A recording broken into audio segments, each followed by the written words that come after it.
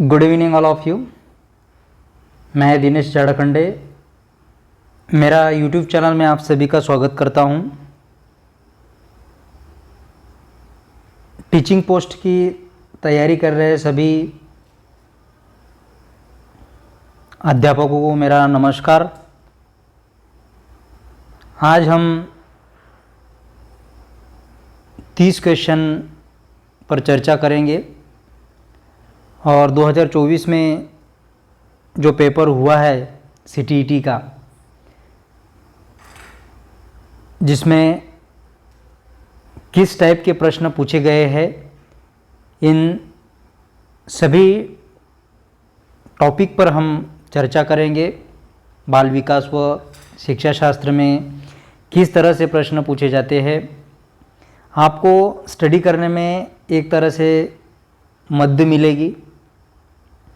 कौन से टॉपिक को आपको पढ़ना है और कौन से टॉपिक को छोड़ देना है, यह आपको जो क्वेश्चन है, ये क्वेश्चन देखने के बाद में समझ आएगा। इसलिए मेरा आपसे सभी से अनुरोध है कि वीडियो जो है वो वीडियो अंत तक देखें। किसी भी तरह से देरी ना करते हुए हम हमारे पहले सवाल पे आएंगे। बाल विकास व शिक्षा शास्त्र का पहला जो सवाल है, वह पहला सवाल है कि कक्षा में खेल प्रतियोगिता में हिस्सा लेते समय तनुज अपने दोस्त से कहता है कि वह भाला फेंकने में हिस्सा लेगा और रस्सी कूदने में उसकी बहन हिस्सा ले सकती है, क्योंकि वह एक लड़की है और लड़कियां भाला नहीं फेंक सकती। यह ... को प्रदर्शित करता है। यहाँ पर पहला ऑप्शन जो है जेंडर संबंधता, दूसरा है जेंडर समानता, 3 नंबर है जेंडर समता और 4 नंबर है जेंडर रूढ़िवादिता। इसका सही जवाब होगा जेंडर रूढ़िवादिता। यहाँ पर लड़का और लड़की में एक प्रकार से भेद किया गया है, इसलिए इसका जो उत्तर है वो 4 नंबर है। जेंडर रूढ़िवादिता पर सीटेट में हर वर्ष प्रश्न पूछे जाते हैं, इसलिए आपको इस टॉपिक को अच्छे ढंग से कर लेना है। उसके बाद में है हमारा दूसरा जो सवाल है, अपसारी चिंतन जबकि अभिसारी चिंतन। अपसारी चिंतन और अभिसारी चिंतन, अपसारी चिंतन कई उत्तरों को प्रोत्साहित करता है, जबकि अभिसारी चिंतन एक सही समाधान पर स्थिर है या एक सही समाधान पर स्थिर है या कई उत्तरों को प्रोत्साहित करता है या गणितीय क्षमताओं को बढ़ावा देता है या मौखिक क्षमताओं को बढ़ावा देता है या मौखिक क्षमताओं को बढ़ावा देता है या गणितीय क्षमताओं को बढ़ावा देता है। सबसे पहले आपको यह क्वेश्चन सवाल करने से पहले अपसारी चिंतन और अभिसारी चिंतन की जो कंसेप्ट है वो कंसेप्ट ध्यान में लेना पड़ेगा। अपसारी चिंतन किसे कहा जाता है, ध्यान में रखिएगा। अपसारी चिंतन का अर्थ होता है कि किसी समस्या या सवाल के लिए कई संभावनाओं और विकल्पों की खोज करना, एक से अधिक तरीकों से समस्याओं को हल करने के तरीके हैं अपसारी चिंतन में। यहाँ पर बहुत सारे ऑप्शन उपलब्ध रहते हैं, जबकि अभिसारी चिंतन एक ऐसी कंसेप्ट है जहाँ पर अपसारी चिंतन उन समस्याओं को हल करने के लिए आवश्यक सोच को संदर्भित करती है जिनके पास केवल एक सही उत्तर है, किसी भी प्रकार का यहाँ पर ऑप्शन उपलब्ध नहीं रहता है। तो इसका जो आंसर है उसका आंसर होगा ऑप्शन नंबर 1। अपसारी चिंतन कई उत्तरों को प्रोत्साहित करता है, जबकि अभिसारी चिंतन एक सही समाधान पर स्थिर है। आपको सीटेट की जो भी शिक्षक बनने जा रहे हैं, TGT PGT पोस्ट की जो तैयारी कर रहे हैं, उनके लिए अपसारी चिंतन और अभिसारी चिंतन यह जो कंसेप्ट है, यह कंसेप्ट आपको क्लियर कर लेना है। उसके बाद में हमारा तीसरा सवाल है, निम्नलिखित में से कौन सा कथन समावेशी शिक्षा के बारे में सही नहीं है। आपको ध्यान देना पड़ेगा। प्रश्न जब आप पढ़ते हो तो पूरी अच्छे ढंग से पढ़े, ताकि गड़बड़ी में क्वेश्चन गलत ना कर पाए, इसलिए यहाँ पर ये दिया हुआ है नहीं है। निम्नलिखित में से कौन सा कथन समावेशी शिक्षा के बारे में सही नहीं है। पहला ऑप्शन है समावेशी शिक्षण का अर्थ है ऐसे तरीकों से शिक्षण जो बहिष्कृत करे। 2 नंबर का ऑप्शन है समावेशी शिक्षण का अर्थ है उस शिक्षा शास्त्र को अपनाना जो सभी शिक्षार्थियों की आवश्यकताओं को समर्थन करता है। और 3 नंबर का है, एक समावेशी कक्षा भाषा शैली में अंतर को समायोजित करती है और सहयोग को बढ़ावा देती है। और 4 नंबर का जो ऑप्शन है, 4 नंबर का ऑप्शन है, निश्चित पाठ्यचर्या और मानक मूल्यांकन के आसपास ही एक समावेशी कक्षा का केंद्र होता है। दोस्तों, इसका जो सही आंसर है 3 नंबर का, उसका सही आंसर है यहाँ पर 4 नंबर का ऑप्शन। ये देखिए कि निश्चित पाठ्यचर्या और मानक मूल्यांकन के आसपास ही एक समावेशी शिक्षा का क्या है, केंद्र होता है। यह इसका सही उत्तर है। हमारा जो चौथा सवाल है, वो चौथा सवाल इस तरह से है। इस तरह से जो सवाल पूछे जा रहे हैं सीटीटी में, इनका प्रमाण अभी बढ़ चुका है, इसलिए आपको अच्छे ढंग से इस तरह के जो सवाल आते हैं, इस सवालों को अच्छे से कर लेना है। पहला अभिकथन ए और दूसरा कथन कारण है आर। शिक्षार्थी जो पहले से जानते हैं उसके आधार पर अपने ज्ञान का निर्माण करते हैं। और आर जो है कारण बताया गया है, पैटर्न ढूंढना और पिछले ज्ञान के साथ जुड़ाव बनाने से शिक्षार्थियों को जानकारी को सार्थक रूप से संशोधित करने में मदद मिलती है। इसका सही आंसर क्या होगा, यह आपको देखना है।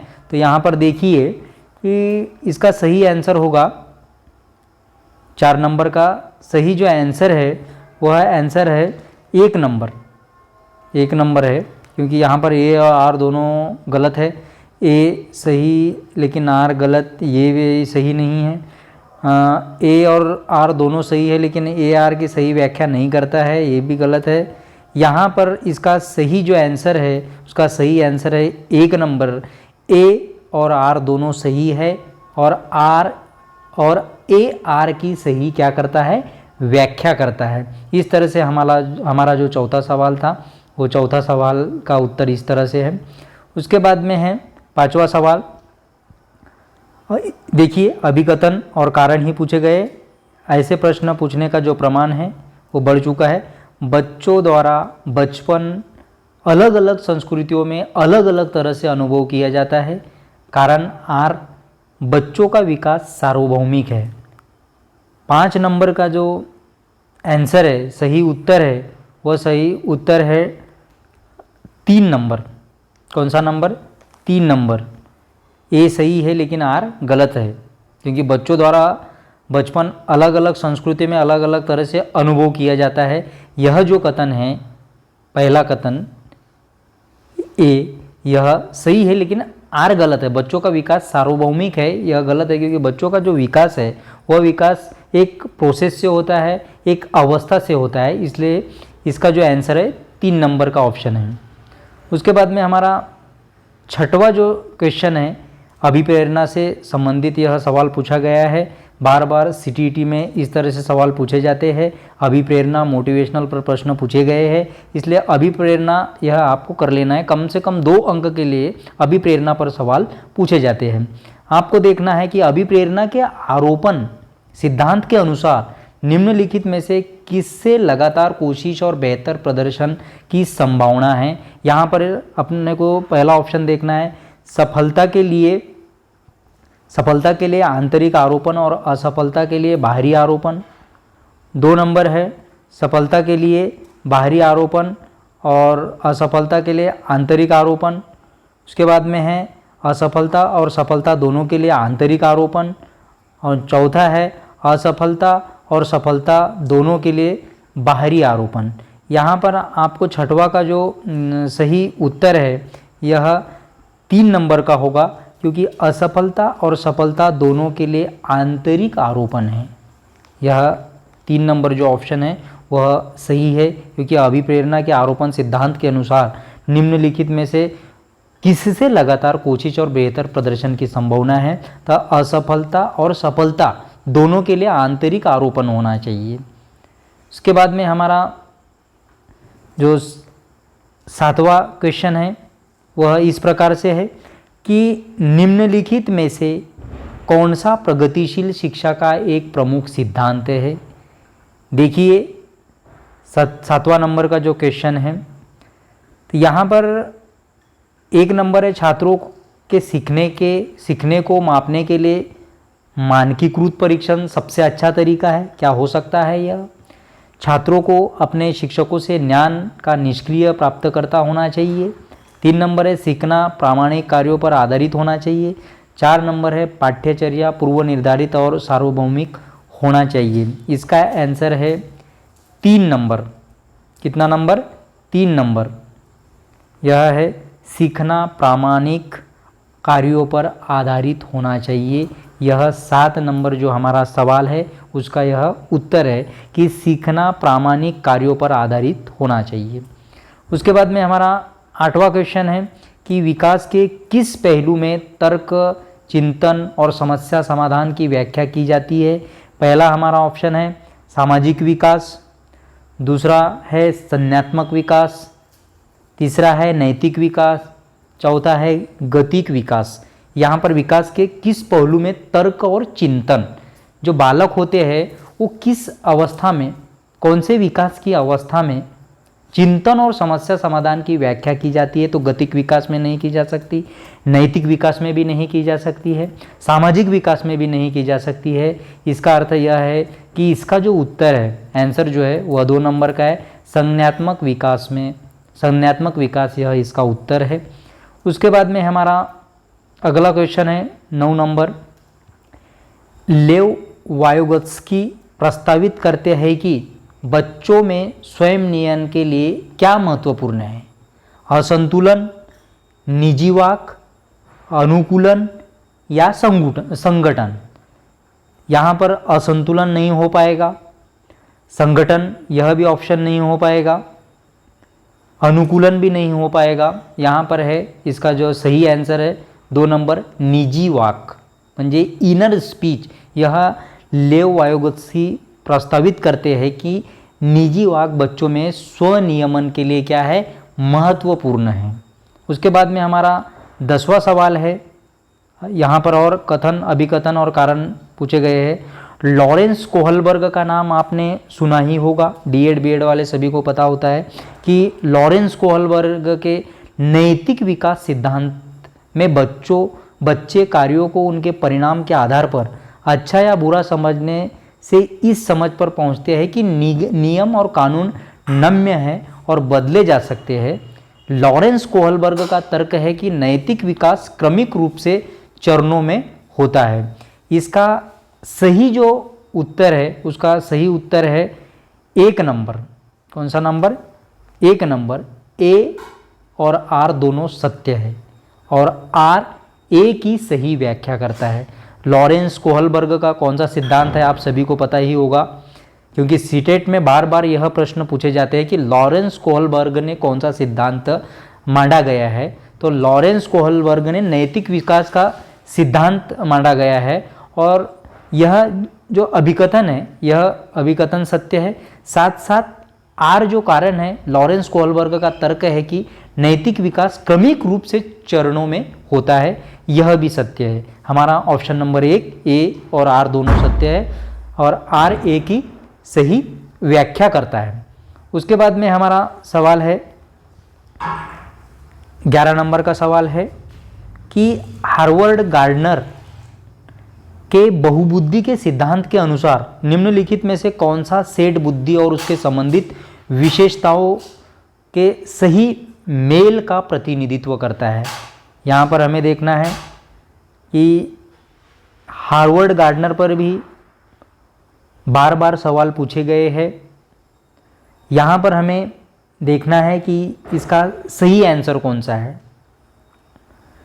1 नंबर का ऑप्शन है अंत वैयक्तिक, दूसरों को समझने और उनके साथ संबंध स्थापित करने के कौशल, नहीं हो सकता। 2 नंबर है तार्किक गणितीय नृत्य या क्रीड़ा संबंधी क्षमताएं, यह भी नहीं हो सकता है। 4 नंबर है स्थानिक प्राकृतिक वातावरण की सराहना करने के कौशल, यह नहीं हो सकता है। इसका सही आंसर है 3 नंबर का ऑप्शन संगीतमय प्रदर्शन या रचना करने के कौशल, यह 11 नंबर का सही उत्तर है। उसके बाद में हमारा 12 नंबर का प्रश्न है कि निम्नलिखित में से कौन सा कथन अधिगम के बारे में सही नहीं है? सही नहीं है। 1 नंबर का ऑप्शन है हमारा, अधिगम शिक्षार्थी के पूर्व ज्ञान पर निर्भर करता है, यह नहीं हो सकता, सही नहीं है, यह सही नहीं है। अधिगम के तात्पर्य पूर्व वैचारिक स्कीम्स के पुनर्गठन से है, यह भी नहीं हो सकता। अधिगम सामाजिक क्रिया द्वारा संसाधित होती है, यह भी नहीं हो सकता। 4 नंबर का ऑप्शन है कि अधिगम एक प्रक्रिया नहीं अपितु एक क्या है? उत्पाद है। इसका सही आंसर है कि 4 नंबर का ऑप्शन, अधिगम एक प्रक्रिया नहीं अपितु एक क्या है? उत्पाद है। उसके बाद में हमारा 13वां नंबर का प्रश्न है कि निम्नलिखित में से कौन सा कारक समस्या समाधान को बढ़ावा देता है? निम्नलिखित में से कौन सा कारक समस्या समाधान को बढ़ावा देता है? इसका सही आंसर हमें देखना है। 1 नंबर अपसारी चिंतन, बराबर हमने इससे पहले ही देखा है। अपसारी और अभिसारी चिंतन की जो कॉन्सेप्ट है वो कॉन्सेप्ट हमने अच्छी तरह से देखी थी, इसलिए यहाँ पर इसका सही आंसर अपसारी चिंतन है। निष्क्रिय अनुसरण, कार्यात्मक स्थिरता, प्रतिक्रिया सेट या इससे संबंधित नहीं है। इसका अर्थ और इसका सही आंसर है अपसारी चिंतन समाधान को क्या करता है? बढ़ावा देता है। 14 नंबर का हमारा सवाल है कि कोहलबर्ग, ये देखो यहाँ पर और एक बार प्रश्न पूछा गया है, कोहलबर्ग का कौन सा सिद्धांत है? तो नैतिक विकास सिद्धांत है कोहलबर्ग का। इस तरह से प्रश्न फ्रेमिंग हो सकता है कि कोहलबर्ग का कौन सा विकास सिद्धांत है? तो कोहलबर्ग का नैतिक विकास सिद्धांत है। कोहलबर्ग के नैतिक विकास सिद्धांत के अनुसार किस स्तर पर बच्चे आत्मकेंद्रित होते हैं और किसी कार्य को करने में अपना ही लाभ देखते हैं? इसका सही आंसर हमें देखना है। 1 नंबर पर पहले स्तर के पहले चरण में नहीं हो सकता। 2 नंबर पहले स्तर के दूसरे चरण में। 3 नंबर है दूसरे स्तर के तीसरे चरण में। 4 नंबर है तीसरे स्तर के 5वें चरण में। इसका सही उत्तर होगा 2 नंबर पहले स्तर के दूसरे चरण में। कोहलबर्ग को आपको ध्यान में रखना है कि कोहलबर्ग का नैतिक विकास सिद्धांत है और कोहलबर्ग के नैतिक विकास सिद्धांत के अनुसार पहले स्तर के दूसरे चरण में बच्चे आत्मकेंद्रित होते हैं और किसी भी कार्य को करने में अपना ही लाभ देखते हैं। म्हणजे वहाँ पर बच्चे जो है बच्चे स्वार्थी, धीरे धीरे स्वार्थी होते जाते हैं। उसके बाद में हमारा 15 नंबर का क्वेश्चन है, ये देखिए 15 नंबर का क्वेश्चन, वंचित वर्गों से संबंधित विद्यार्थियों के समावेशन के लिए क्या उपयुक्त है? 15 नंबर का क्वेश्चन है। हमें यहाँ पर देखना है कि विविध परंपराओं के प्रति जागरूकता और संवेदनशीलता को बढ़ावा देना चाहिए, यह नहीं हो सकता। 15 नंबर, विविध परंपराओं के प्रति जागरूकता और संवेदनशीलता को बढ़ावा देना चाहिए, यह हो सकता है क्या? उसके बाद का दूसरा नंबर का ऑप्शन है, पहचान आधारित रूढ़ियों को प्रमाणित और प्रोत्साहित किया जाना चाहिए, यह नहीं हो सकता। सामाजिक संबद्धता के आधार पर कक्षा में अलगाव करना चाहिए, यह भी नहीं हो सकता। 4 नंबर है, समान क्षमताओं के आधार पर विद्यार्थियों को समूहों में विभाजित करना चाहिए, यह भी नहीं हो सकता। इसका सही उत्तर है 1 नंबर, विविध परंपराओं के प्रति जागरूकता और संवेदनशीलता को बढ़ावा देना चाहिए। 15 नंबर का क्वेश्चन का सही आंसर है। 16 नंबर है, निम्नलिखित में से उपयोगी प्रतिपुष्टि की एक विशेषता कौन सी है? पहला ऑप्शन है, यह केवल कार्य के अंत में ही दी जाती है। 2 नंबर का ऑप्शन है, यह व्यापक और सामान्य होती है। 3 नंबर का ऑप्शन है, यह केवल परिणामों पर केंद्रित होती है। और 4 नंबर है, यह सामयिक और विशिष्ट होती है। तो यहाँ पर हमारा 16 नंबर का जो क्वेश्चन है इसका सही आंसर होगा 4, यह सामयिक और विशिष्ट होती है। उपयोगी प्रतिपुष्ट की एक विशेषता कौन सी है? तो यह सामयिक और कैसी होती है? विशिष्ट होती है। उसके बाद में देखना है हमारा 17 नंबर का जो प्रश्न है, समीपस्थ सिद्धांत कहता है कि शैशव अवस्था में, पहला ऑप्शन है, अंग हाथों और पैरों की तुलना में तेजी से बढ़ते रहते हैं, 2 नंबर का ऑप्शन है विकास सिर से पांव तक होता है। 3 नंबर का ऑप्शन है भाषा का विकास तेजी से होता है क्योंकि वह विकास के लिए संवेदनशील अवधि है। और 4 नंबर है सूक्ष्म गति कौशल के विकास के साथ शारीरिक विकास तेजी से होता है। यहाँ पर इसका सही उत्तर होगा 1 नंबर। समीपस्थ सिद्धांत कहता है कि शैशवावस्था में अंग हाथों और पैरों की तुलना में तेजी से बढ़ते रहते हैं। जो अपना अंग है वह हाथ और पैरों की तुलना में कैसा बढ़ता है? तेजी से। इस पर बार बार सीटेट में प्रश्न पूछे गए हैं। आपको अच्छे ढंग से यह जो टॉपिक है यह टॉपिक कर लेना है। उसके बाद में हमारा 18 नंबर का सवाल अभिकथन और कारण पर आया हुआ है। हमें और यहाँ पर देखना है कि इसका सही आंसर क्या है। विद्यालयी पाठ्यक्रम को विद्यार्थियों के सांस्कृतिक ज्ञान को उचित स्थान और मूल्य देना चाहिए। विद्यार्थियों 8 नंबर का कारण है विद्यार्थियों को उनकी सांस्कृतिक पहचान को बनाए रखने के लिए समर्थन प्रदान करना सीखने की प्रक्रिया को सुगम बनाता है। इसका सही आंसर हमें देखना होगा। इसका सही आंसर है 1 नंबर का ऑप्शन है कि ए और आर दोनों सही है और ए की आर सही व्याख्या करता है। दोनों भी अभिकथन सत्य है कि विद्यालयी पाठ्यक्रम को विद्यार्थियों के सांस्कृतिक ज्ञान को उचित स्थान और मूल्य क्या करना चाहिए? देना चाहिए। और आर जो कथन है कारण यह भी सही है कि विद्यार्थियों को उनकी सांस्कृतिक पहचान को बनाए रखने के लिए समर्थन प्रदान करना सीखने की प्रक्रिया को सुगम बनाता है। यह 18 नंबर का हमारा जो सवाल था उसका सही उत्तर 1 नंबर का ऑप्शन है। उसके बाद में हमारा 19वां जो क्वेश्चन है वो इस तरह से निम्नलिखित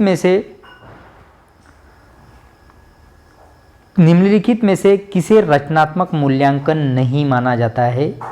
रचनात्मक मूल्यांकन नहीं माना जाएगा। यहाँ पर हमारा सही आंसर कौन सा है? तो यहाँ पर हमारा सही आंसर हमें देखना पड़ेगा। छात्रों के पूर्व ज्ञान को निर्धारित करने के लिए एक नई अवधारणा की शुरुआत में दिया गया आकलन। 2 नंबर छात्रों और शिक्षकों को आगामी प्रतिपुष्टि प्रदान करने के लिए कक्षा के दौरान दिया गया मूल्यांकन। 3 नंबर है एक मूल्यांकन कार्य जो मानदंड के एक मानक पैमाने के अनुसार छात्रों की तुलना करने में सहायक होता है। और 4 नंबर है एक आकलन एक छात्र के सीखने में गलत धारणाओं की पहचान करने के लिए प्रयोग किया जाता है। इसका सही आंसर होगा 3रा ऑप्शन, एक मूल्यांकन कार्य जो मानदंड के एक मानक पैमाने के अनुसार छात्रों की तुलना करने में कैसा होता है? सहायक होता है। उसके बाद में हमारा अगला प्रश्न है निम्नलिखित में से पठन वैकल्य की एक विशिष्ट विशेषता कौन सी है? निम्नलिखित में से पठन वैकल्य डिस्लेक्सिया निम्नलिखित में सभी को पता होगा कि इसमें डिस्लेक्सिया की विशिष्ट विशेषता कौन सी है? इसका हमें यहाँ पर सही आंसर देखना पड़ेगा।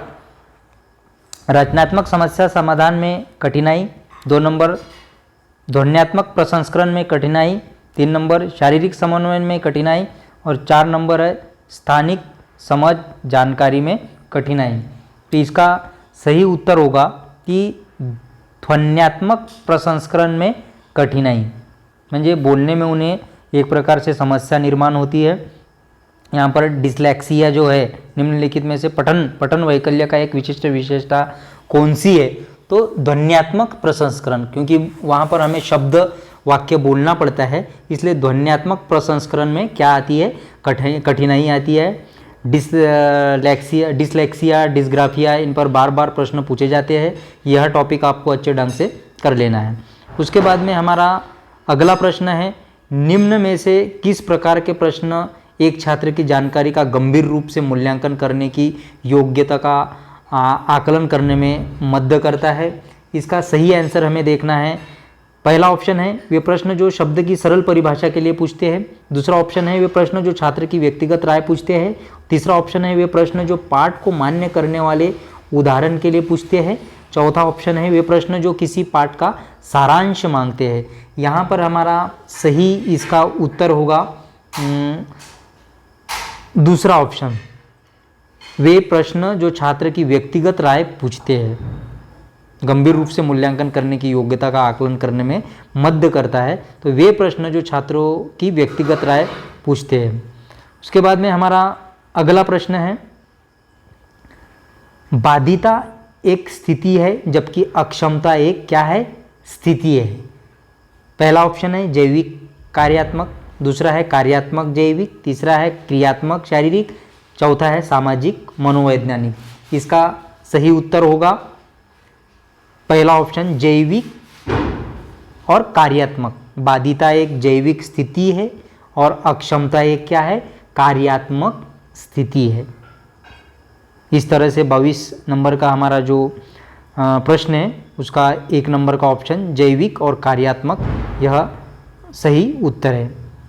उसके बाद में हमारा अगला प्रश्न है, निम्नलिखित में से कौन सा कथन संज्ञान और भावनाओं के बीच के संबंध को उपयुक्त रूप से परिभाषित करता है। पहला ऑप्शन है संज्ञान और भावनाएं दोनों स्वतंत्र प्रणालियां हैं। 2 नंबर है भावनाएं और संज्ञान आपस में एक दूसरे पर पारस्परिक रूप से निर्भर करते हैं। 3 नंबर है संज्ञान भावनाओं को प्रभावित करता है लेकिन इसका विपरीत सत्य नहीं है। 4 नंबर है भावनाएं संज्ञान को प्रभावित करती है लेकिन इसका विपरीत सत्य नहीं है। इसका सही आंसर होगा, आपको सही आंसर हमें देखना पड़ेगा 2 नंबर, भावनाएं और संज्ञान आपस में एक दूसरे पर पारस्परिक रूप से क्या होते हैं, निर्भर करते हैं। इसलिए इसका सही जो उत्तर है वह दूसरा ऑप्शन है। उसके बाद में हमारा अगला क्वेश्चन है, प्राथमिक कक्षाओं में भाषा का विकास किस प्रकार संसाधित होता है। पहला ऑप्शन है जब शिक्षक अमूर्त अवधारणाओं को संदर्भित करने के लिए ठोस उदाहरणों को उपयोग करते हैं। दूसरा ऑप्शन है जब शिक्षक औपचारिक भाषा के प्रयोग पर जोर देते हैं और उसे लागू करते हैं। तीसरा है जब शिक्षक बच्चों की मातृभाषा की अवहेलना और उपेक्षा करते हैं। चौथा ऑप्शन है जब शिक्षक मूर्त वस्तुओं के बजाय संकेतों और प्रतीकों से शुरू करते हैं। तो इसका सही आंसर होगा, यहाँ पर हमें सही आंसर देखना पड़ेगा 1 नंबर, जब शिक्षक अमूर्त अवधारणाओं को संदर्भित करने के लिए ठोस उदाहरण का उपयोग करते हैं। क्या करते हैं, ठोस उदाहरणों का उपयोग करते हैं। उसके बाद में हमारा अगला सवाल है, निम्नलिखित में से कौन आंतरिक अभिप्रेरणा का सही वर्णन करता है। पहला ऑप्शन है अभिप्रेरणा जो बाहरी पुरस्कारों से आती है। दूसरा ऑप्शन है अभिप्रेरणा जो कार्य के व्यक्तिगत आनंद से मिलती है। और तीसरा ऑप्शन है अभिप्रेरणा जो दूसरों के साथ प्रतिस्पर्धा से आती है। और चौथा है अभिप्रेरणा जो दंड के भय से आती है। इसका सही आंसर होगा दूसरा ऑप्शन, अभिप्रेरणा जो कार्य के व्यक्तिगत आनंद से आती है। हमें जो मोटिवेशनल ये होता है, फीलिंग्स आती है या अभिप्रेरणा आती है, तो ये हमारे व्यक्तिगत आनंद से आती है। इसलिए आंतरिक अभिप्रेरणा का सही वर्णन 2 नंबर का ऑप्शन करता है। अगला सवाल है, निम्न में से कौन सा आलंबन के उदाहरण है।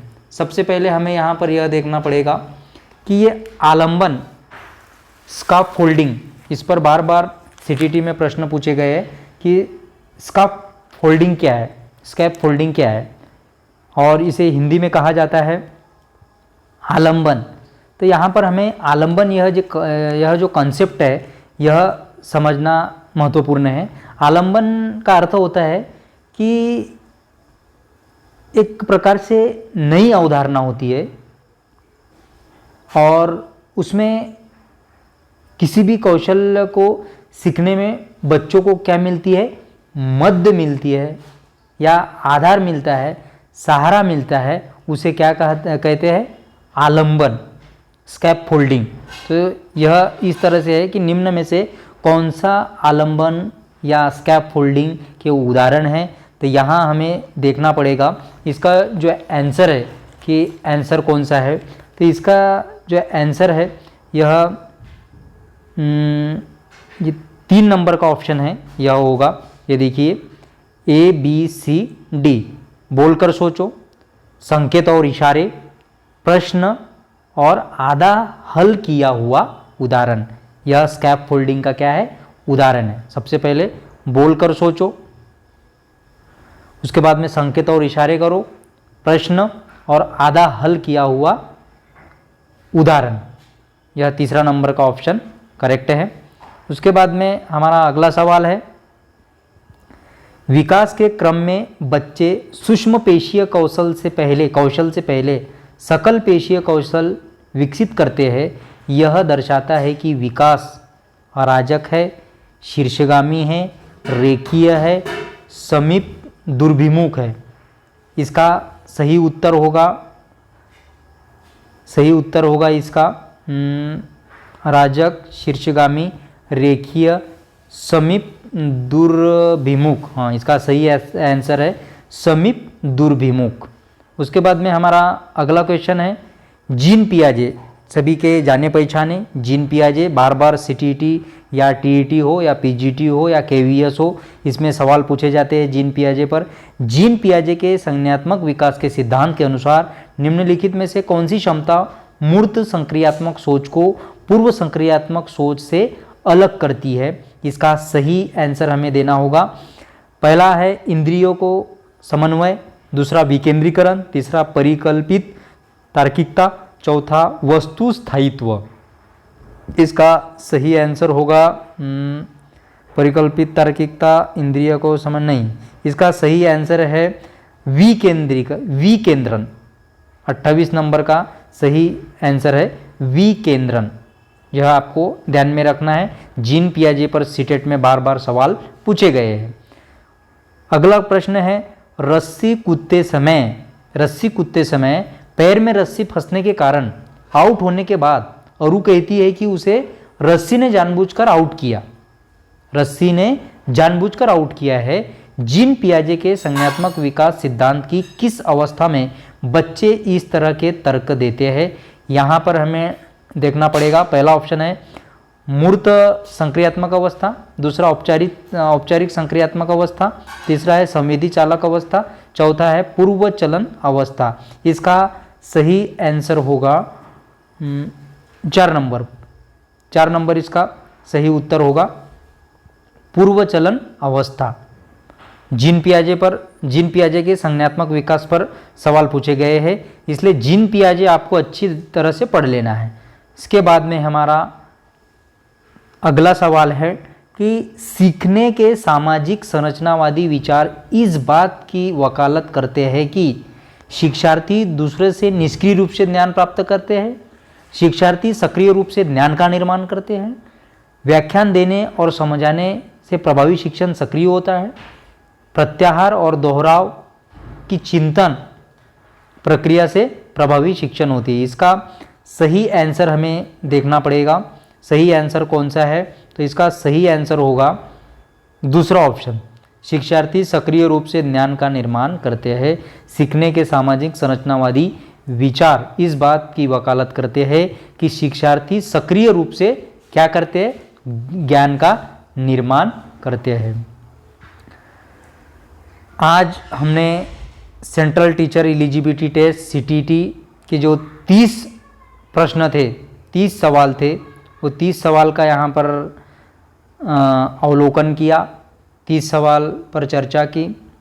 सभी TGT, PGT, CTET, KVS, AWS की टीचिंग पोस्ट की तैयारी करने वाले छात्राओं के लिए, अध्यापकों के लिए अतिशय महत्वपूर्ण वीडियो था। और इसी तरह के आपको नए नए वीडियो देखने के लिए, और आपको अगर यह समझ में आ गया कि कौन सा टॉपिक आपको पढ़ना है, कौन से टॉपिक को CDP में ज़्यादा वेटेज दिया हुआ है, अगर यह सभी बातें क्लियर करना है और ज़्यादा से ज़्यादा CDP में 30 में से 24 से 25 मार्क्स अगर आपको प्राप्त करना है, तो आपको यह वीडियो देखना अनिवार्य होगा। यहाँ पर कौन से ढंग से और कौन से टॉपिक को कितना वेटेज दिया गया है, सभी हमने यहाँ पर उन पर चर्चा की है। अगर आपको हमारा वीडियो अच्छा लगा तो आप सब्सक्राइब करें और जो भी टीचिंग पोस्ट के लिए तैयारी कर रहे अध्यापकों है वो अपने दोस्त वगैरह को शेयर कर सकते हैं। धन्यवाद।